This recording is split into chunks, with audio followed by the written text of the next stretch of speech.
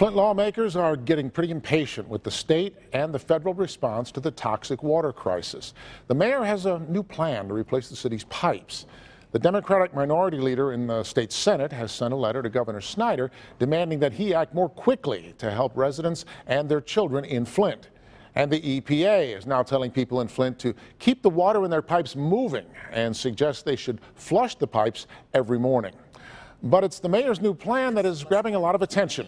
Governor Snyder has said he's hoping the pipes in Flint can be chemically recoated to make them safe again.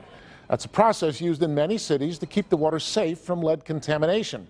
Mayor Karen Weaver says that is not good enough. To start, we must remove and replace lead pipes immediately. And we want to start with the highest risk homes of kids under 6 and pregnant women. Now, it's unclear at this point when and how the mayor's plan would be put into action, or if the city can raise enough money on its own to even do that. Congresswoman Candace Miller is planning to ask Congress for $1 billion to replace Flint's pipes. But at this point, there does not seem to be a master plan coordinating all these efforts. Well, in the middle of this water crisis, Flint residents are also at risk of becoming the victims of scammers. Those sneaky con artists could also be targeting you here in Metro Detroit or someone you know.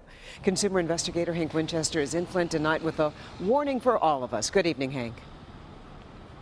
Carmen, good evening to you. Unfortunately, we often see this play out when there is a large disaster almost anywhere in the world, but here it is the last thing the people of Flint need right now. But as you mentioned, it's not just those living here who could be taken. Flint is struggling, but the effort to help get clean water to those in need has been inspiring. Metro Detroiters, celebs, and community leaders all stepping up. Sadly, though, scammers have also now decided to make their move. You see, anytime there's headlines and these kinds of crises, folks will travel around the country and follow them, knowing that there's vulnerable people who can be scammed, and that's what I'm concerned with. Genesee County Prosecutor David Layton meeting with me today and revealing his concern. He and police now on alert for those going door to door, looking to rip those off who are living in fear here in Flint. Yeah, there's some door-to-door activity that we think is going on where there's some sales of alleged warranties or alleged insurance policies to make people think this will protect them from having to replace pipes in the future. Police have been working to track those down, scamming those here in Flint who are desperate for a solution. Investigators also asking you to be suspicious of people calling and asking for money. Before you hand over any credit card information, know exactly where your money is going and what charity will benefit here in Flint.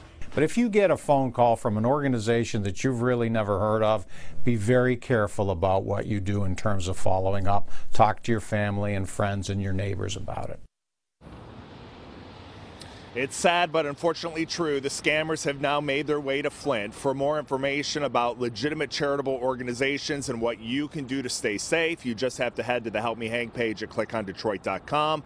One way and a safe way you can continue to help. It's the Help Me Hank Art Van Catholic Charities Water Drive. Bring any bottled water donation to any art van location in Metro Detroit. We'll make sure it gets here to those in need here in Flint. We're live in downtown Flint tonight. Hank Winchester, back to you. What's the old saying, Hank? When in doubt, don't. And it certainly could apply here. Exactly. I mean, the prosecutor just wants people to be aware and to be safe. All right, and so do we. Our Hank Winchester reporting for us live.